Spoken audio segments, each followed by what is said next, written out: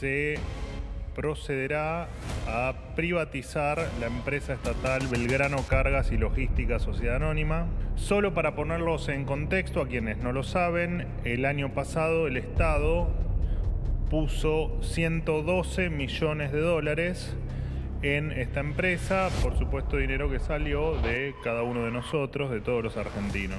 El Estado no es empresario. Por eso todas las empresas del Estado se van a abrir a capitales privados y se someterán a procedimientos para restringir y finalizar completamente la participación estatal en las mismas. En esta línea, como se anunció, iniciamos hoy el proceso de privatización de la empresa estatal Belgrano Cargas y Logística S.A., un proceso que implica la concesión al sector privado.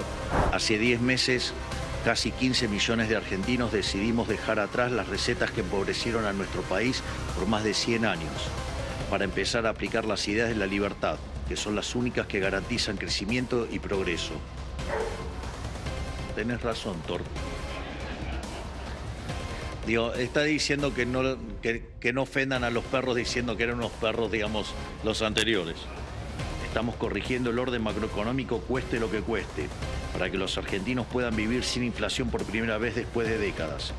Por eso, precisamente porque partimos del inframundo, es que tenemos que aspirar a lo más alto. Y es por eso que la brújula de este cambio de régimen apunta a un objetivo de largo plazo muy claro: ser el país más libre del mundo.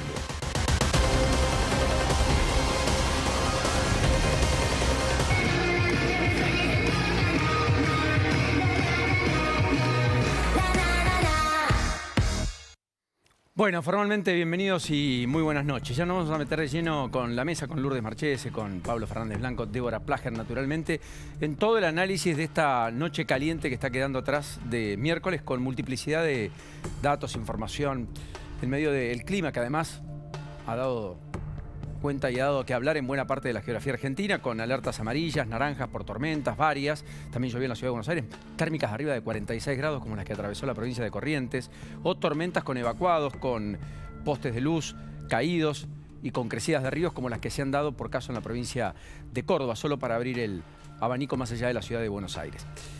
Pero quiero empezar por lo político, rápido. Se fracturó el bloque de diputados radicales, ya es formal. Ya es formal. Tras esta foto, que tiene que ver con la incursión de algunos radicales, entre ellos el propio Rodrigo de Loredo, más entre los diputados Soledad Carrizo, Luis Picat y Lisandro Nieri, que participaron junto a referentes de El PRO, La Libertad Avanza y el MID, de un encuentro con Lisandro Catalán, con Martín Menem, por supuesto, Sturzenegger y Santiago Caputo. Santiago Caputo y Sturzenegger. ¿Para qué? Para hablar del presupuesto. ¿Solo presupuesto? No, algunas otras cosas. Por ejemplo, privatización de aerolíneas, que esperan dictaminar la semana que viene, para seguir retomando iniciativa política. Eso generó que Fernando Carvajal, entre otros, el formoseño, dijo: todos con la peluca puesta, sobreactuando oficialismo. La oposición responsable daremos el debate del presupuesto nacional en la Cámara para defender la universidad, las provincias y municipios y a los jubilados. Primer posteo tras la ruptura de 12 dirigentes radicales que se van del bloque, entre ellos Carvajal, cobijados por Manes, Lustó, y 21 legisladores que quedan dentro del bloque de la Unión Cívica Radical. Dato curioso, los que se van responden al presidente del partido a nivel nacional. Es una curiosidad absoluta, digamos, ¿no?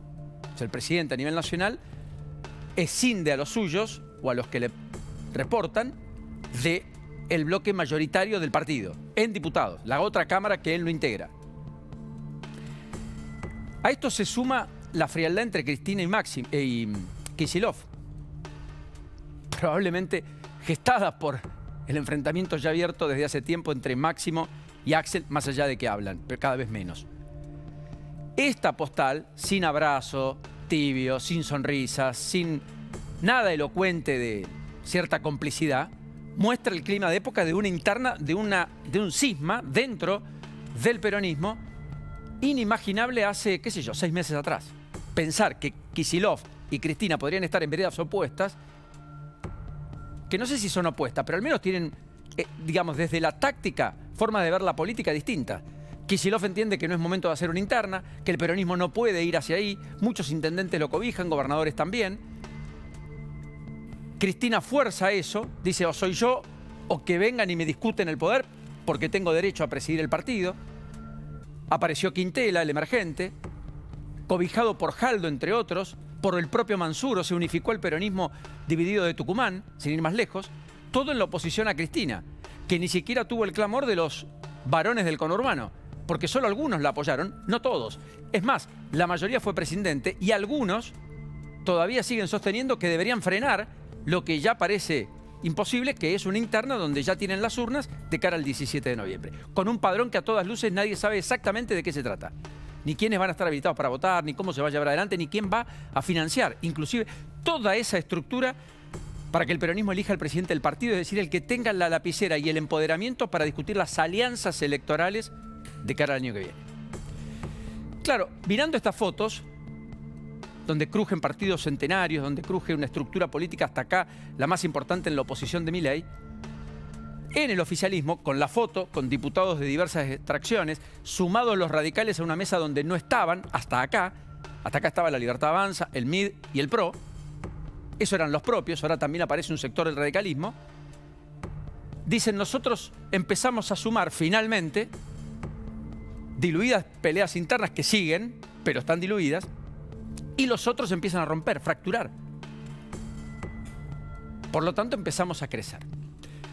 En ese clima de época aparece la economía, con sus dimes, diretes, consecuencias. Hoy hubo 3 datos cortitos para analizarlos. Lo primero, el del INDEC oficial. En agosto la economía rebotó un poquito, muy tenue, sigue cayendo fuerte, está con tendencia a la baja. En términos interanuales perdió 3,8%, dijo el INDEC.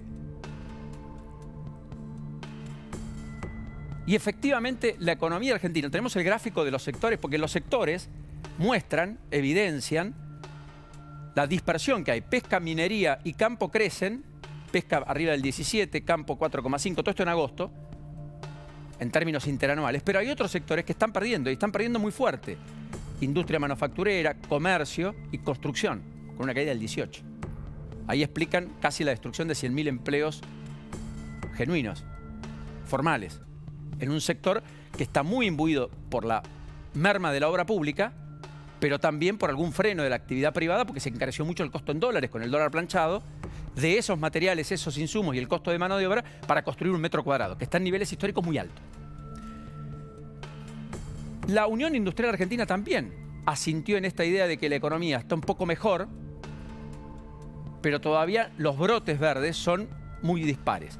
De hecho, dice la UIA que los datos de septiembre son mejores que los de agosto, todavía son estimados, pero los de agosto dan peor que los datos de julio y dan una caída respecto a agosto del año pasado. Unión Industrial Argentina, que habla de una caída interanual de la actividad económica, para ser precisos, que está en torno al 7,4%, y respecto a julio una caída del 0,4%.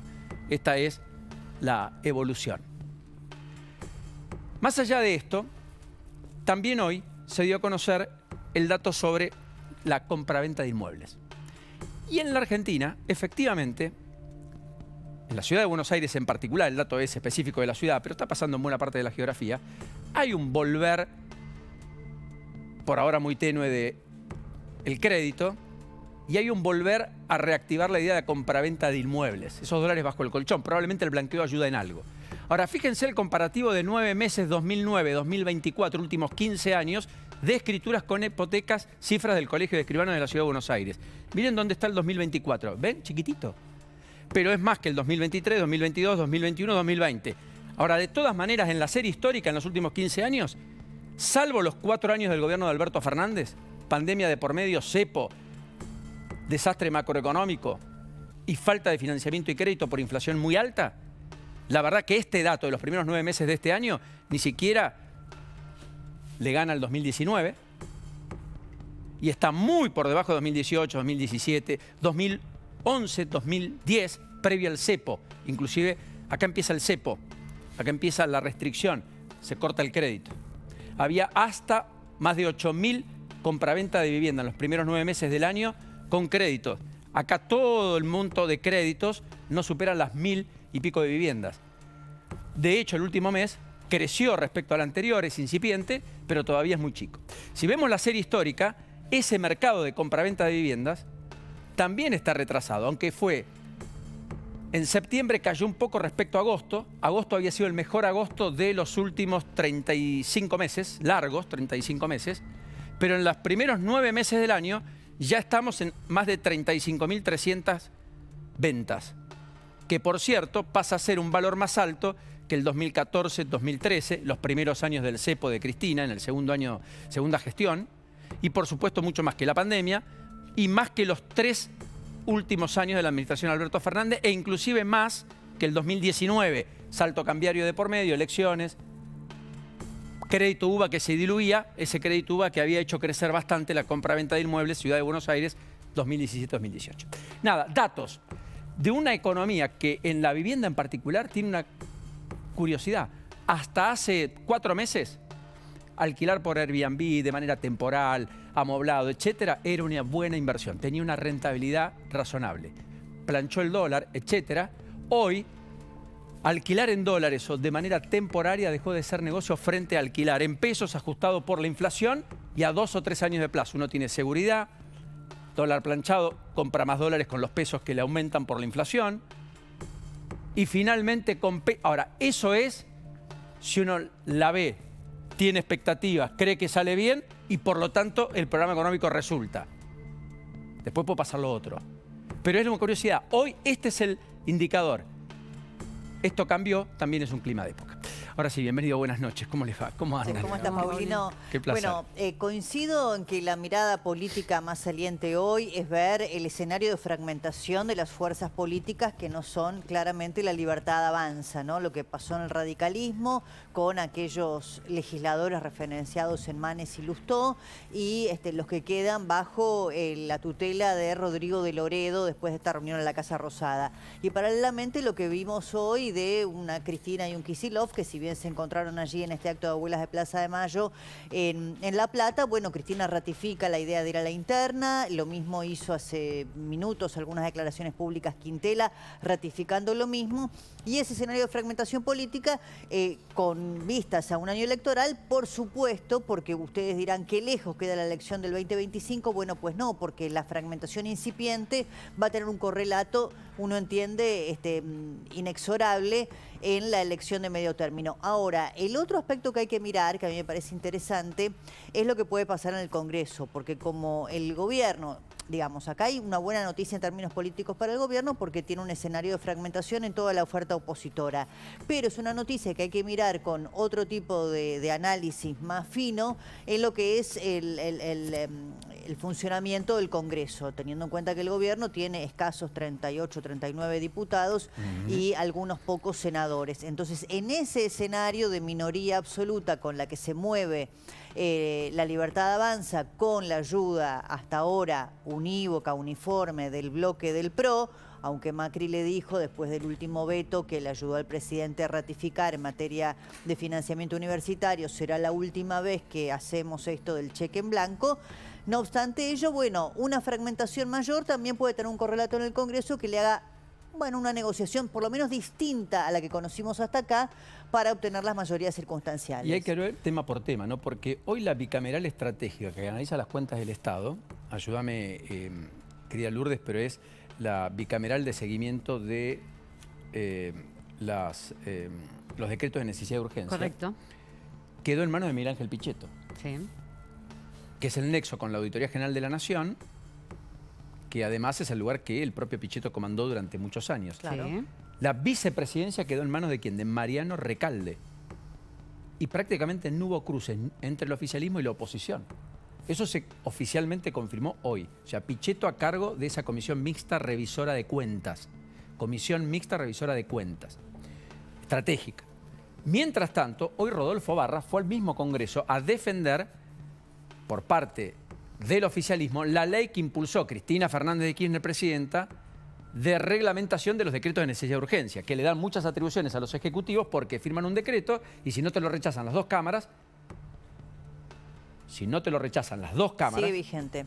Sigue vigente. Sí, a mí ese republicanismo circunstancial siempre me da para el comentario, ¿no? Porque los que venimos defendiendo desde los valores que cada uno cree dentro de lo que es la democracia, los valores republicanos, la división de poder y la institucionalidad, a mí siempre me llama mucho la atención que el republicanismo se ejerce y se declama cuando se está en la oposición y cuando tenés la botonera y toda disposición, bueno, las reglas de juego que combatiste, te resultan o te vienen como Pero anillo lo al hacen dedo. todos los políticos, ¿eh? No es de un solo signo bueno, político. durante el gobierno de Macri intentó con la delegación de facultades, lo intentó con el acceso a la información pública, hubo un intento de mayor transparencia promovido quizá por un sector de la coalición cívica, ¿no? Pero no pudieron modificar este decreto de esta forma. Bueno, pero ¿saben cuántos puso Barra? Porque este es el dato que traía.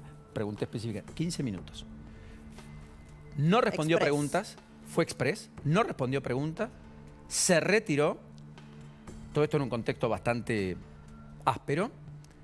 Está defendiendo Rodolfo Barra una ley del kirchnerismo que el gobierno quiere mantener para tener la posibilidad de, mediante el bloqueo al veto, al menos en la Cámara de Diputados, en el Senado se le complique mucho, sostener leyes como las que ha podido sostener de, por caso, reforma al sistema jubilatorio o en su defecto ley de financiamiento universitario, que de otro modo no hubieran sido mantenidas porque si requiriese a la inversa de lo que ocurre hoy, el veto, la aprobación del Congreso en un determinado periodo de tiempo, efectivamente ese decreto no hubiera sido, o ninguno de los dos hubieran sido validados. Bueno, se retiró, la oposición está presta a firmar dictamen, dicen, la semana que viene, con una reforma sustancial que hay que ver cómo se para el PRO, hay que ver cómo se para el radicalismo, yo creo que ahí van a confluir los sectores distintos del radicalismo, van a unificar posiciones.